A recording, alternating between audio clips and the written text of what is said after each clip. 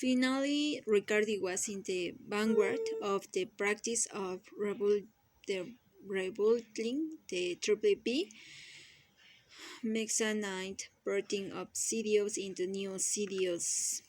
Thus will triple BC be turned into triple A trenches, which were much easier to sell. Riccardi could find someone to buy any piece of shit, say a former merely executives. Grantal didn't have any moral ob- objections to the serious business. Nobody on Wall Street did, but as an old hand at the business, he was keen to make sure that Merrill itself wasn't warehousing too many serious trenches.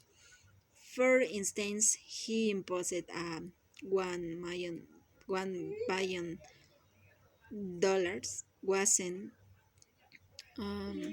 warehousing too many billion liminal triple A, a tranche that could be held as an investment on Merrill's own books, largely because of control coating by the spring.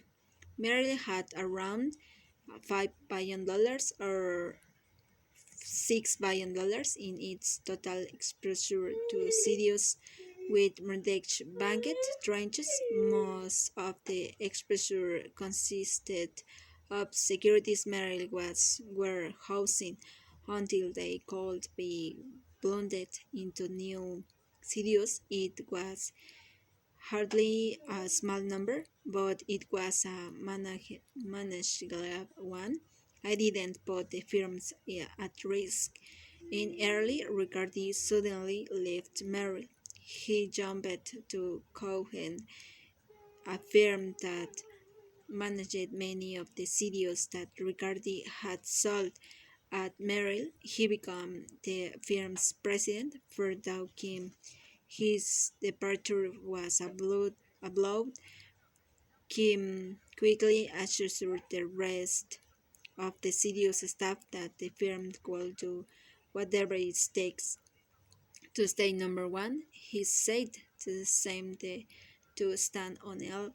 A few months later, in April, Merrill's directors and top executives went to Pebble Beach for an offsite. During one of the working sessions, the discussions centered on Merrill's fixed income department. The world had changed.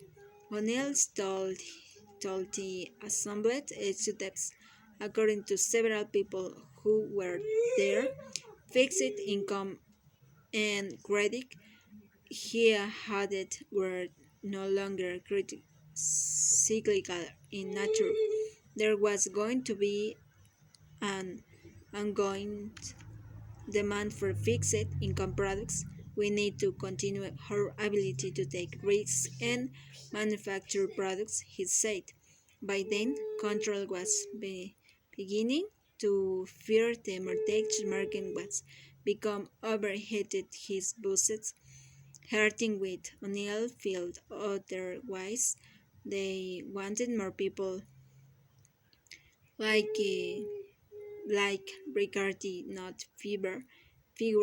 They wanted to buy a mortgage originator just like Lehman and some of the other firms had.